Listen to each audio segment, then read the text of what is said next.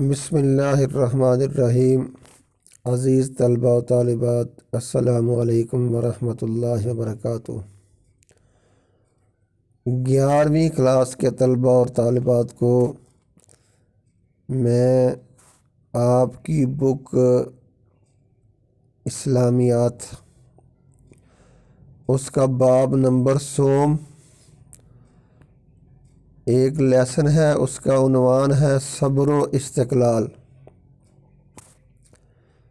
بک کا page number 52، صفحہ number 52۔ دو لفظ ہیں، صبر اور استقلال۔ صبر کے لغوی معنی روکنے، برداشت کرنے کے ہیں، یعنی اپنے نفس کو گھبراہٹ، خوف سے روکنا، سختیوں اور مصیبتوں کو برداشت کرنا، یہ صبر کا معنی ہے۔ استقلال کے لغوی معنی استحکام اور مضبوطی کے ہیں۔ دونوں کو جب ملا کے پڑھا جاتا ہے صبر و استقلال، تو اس سے مراد دل کی مضبوطی، اخلاق کی بلندی اور ثابت قدمی کا نام صبر و استقلال ہے۔ قرآن مجید میں صبر کی بڑی فضیلت اور اہمیت بیان کی گئی ہے۔ چنانچہ اللہ تبارک و تعالیٰ کا ارشاد ہے، وَاصْبِرْ عَلَىٰ مَا أَصَابَكَ إِنَّ ذَلِكَ مِنْ عَزْمِ الْأُمُورِ۔ اس کا ترجمہ یہ ہے، جو بھی مصیبت آپ کو پیش آئے اسے برداشت کریں، یہ بڑے عزم کی بات ہے۔ ایک دوسری جگہ ارشاد فرمایا، ان اللہ مع الصابرین۔ اس کا ترجمہ یہ ہے، بے شک اللہ صبر کرنے والوں کے ساتھ ہے۔ تو صبر و استقلال کے معنی صبر، روکنا، برداشت کرنا، اور استقلال، استحکام اور مضبوطی کو کہتے ہیں۔ اس کا مفہوم یہ بنتا ہے کہ آپ کی زندگی میں عزیز طلباء و طالبات بڑی مشکلات اور بڑے مصائب بسا اوقات پیش آ سکتے ہیں۔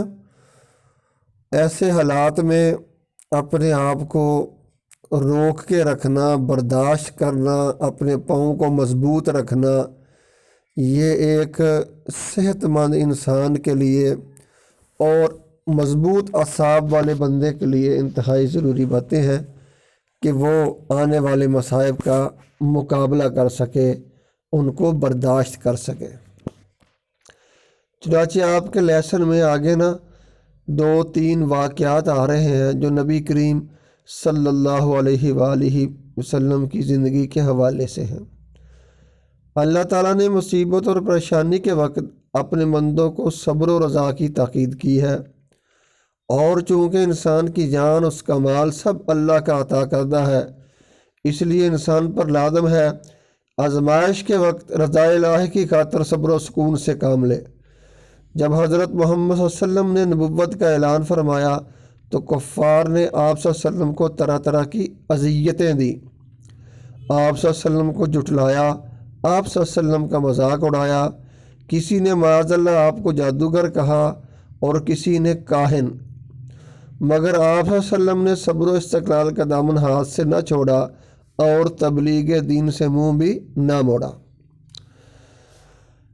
ایک دن حضرت محمد صلی اللہ علیہ وسلم خانہ کعبہ کے نزدیک نماز پڑھ رہے تھے۔ یہ ایک واقعہ ہے آپ کے صبر کے حوالے سے۔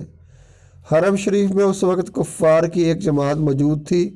عقبہ بن ابی معیط نے ابو جہل کے اکسانے پر اونٹ کی اوجڑی سجدہ کی حالت میں آپ صلی اللہ علیہ وسلم کی پشت مبارکہ پر ڈال دی۔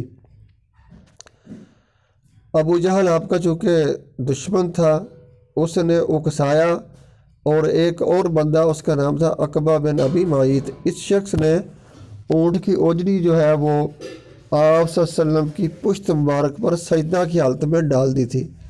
مشرکین زور زور سے کہہ لگانے لگے۔ کسی نے آپ صلی اللہ علیہ وسلم کی صاحبزادی حضرت فاطمہ کو اس واقعہ کی اطلاع دی۔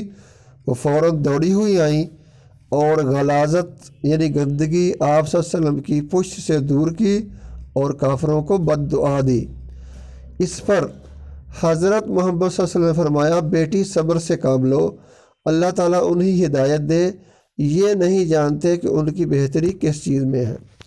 اب اس واقعے میں ابو جہل نے اکسایا، عقبہ بن ابی معیط نے اونٹ کی اوجڑی، اس میں گند ہوتا ہے، وہ سجدہ کی حالت میں آپ کی پشت پر ڈالی ہے، اور بی بی فاطمہ جو آپ کی بیٹی ہے، جب ان کو پتہ چلتا انہوں نے اس کو دور بھی کیا اور کافروں کے لیے بد دعا کی، لیکن نبی صلی اللہ علیہ وسلم نے اپنی بیٹی سے کہا بیٹی صبر سے کام لو، ان لوگوں کو کافروں کو نہیں پتہ کہ ان کی بہتری کس چیز میں ہے۔ آپ نے خود بھی صبر کیا اور بیٹی کو بھی صبر کرنے کا حکم دیا۔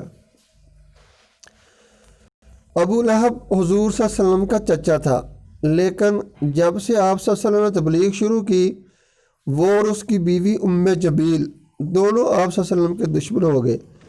ابو لہب نے یہ کہنا شروع کر دیا، لوگوں معاذ اللہ، یہ دیوانہ ہے، اس کی باتوں پر کان نہ دھرو۔ اس کی بیوی حضور صلی اللہ علیہ وسلم کے راستے میں کانٹے بچھاتی تھی، کئی مرتبہ آپ صلی اللہ علیہ وسلم کے تلوے لہو لہان ہو گئے، مگر آپ صلی اللہ علیہ وسلم نہایت صبر و استقلال کے ساتھ اس تکلیف کو برداشت کیا، کبھی بھی بد دعا کے لیے ہاتھ نہ اٹھائے۔ مگر اللہ تعالیٰ نے ان دونوں کی اس گستاخی پر ان کی مذمت میں سورۃ لہب نازل کی۔ قرآن پاک میں ایک سورت ہے، سورۃ لہب، تبت یدا ابی لہب وتب۔ اس سورت کا پس منظر یہ واقعہ ہے کہ ابو لہب اور اس کی بیوی ام جمیل دونوں آپ کو تکلیفیں دیتے۔ ام جمیل جس رستے سے آپ سے گزرنا ہوتا تھا اس رستے میں کانٹے بچھاتی تھی، تو اس تکلیف کے بدلے آپ نے صبر کیا تھا، لیکن اللہ تبارک و تعالیٰ نے پھر ان دونوں کی مذمت کے لیے قرآن پاک میں سورۃ ابو لہب کو اتارا تھا۔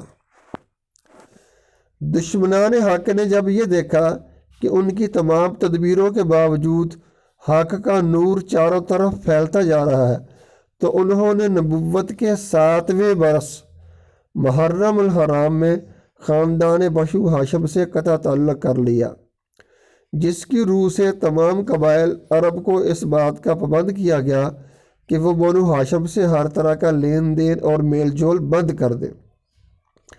ابو لہب کے سوا پورا خاندان بنو ہاشم 3 سال تک حضرت محمد صلی اللہ علیہ وآلہ وسلم کے ساتھ شیب ابی طالب میں محصور رہا۔ اس دوران انہوں نے اتنی تکلیفیں اٹھائی جن کے تصور سے رونگٹے کھڑے ہو جاتے ہیں، مگر اس موقع پر رحمت للعالمین صلی اللہ علیہ وسلم نے نہایت صبر و ضبط اور بڑی پامردی و استقامت سے ان کا حالات کا مقابلہ کیا۔ یہ تیسرا واقعہ ہے صبر و استقلال ہے کہ نبوت کے 7ویں برس محرم کے مہینے میں خاندان بنو ہاشم جو آپ کا خاندان تھا اس سے عرب کے قبائل جو ہیں وہ بائیکاٹ کرتے ہیں، جس کے سلسلے میں حضور صلی اللہ علیہ وسلم اور آپ کا خاندان 3 سال تک شیب ابی طالب، یہ ایک گھاٹی کا نام ہے پہاڑوں کے درمیان، وہاں بند ہو گئے تھے 3 سال تک۔ تو یہ تیسرا واقعہ ہے، آپ نے 3 سال یہ تکلیف برداشت کی مگر صبر و استقلال کا دامن ہاتھ سے نہیں چھوڑا۔ اس موقع پر رحمت للعالمین نے نہایت صبر و ضبط اور بڑی پابندی و استقامت سے ان حالات کا مقابلہ کیا۔ آپ صلی اللہ علیہ وسلم اور آپ کے جانثار صحابہ بھی رضا الہی کی خاطر مصروف جہاد رہے اور اس راہ میں پیش آنے والی تمام تکلیفوں کو بے مثال صبر و استقامت سے برداشت کرتے رہے۔ مجھے امید ہے آپ کو یہ لیسن سمجھ لگ گیا ہوگا۔ اللہ آپ کو سمجھنے اور عمل کرنے کی توفیق عطا فرمائے۔ السلام علیکم ورحمۃ اللہ وبرکاتہ۔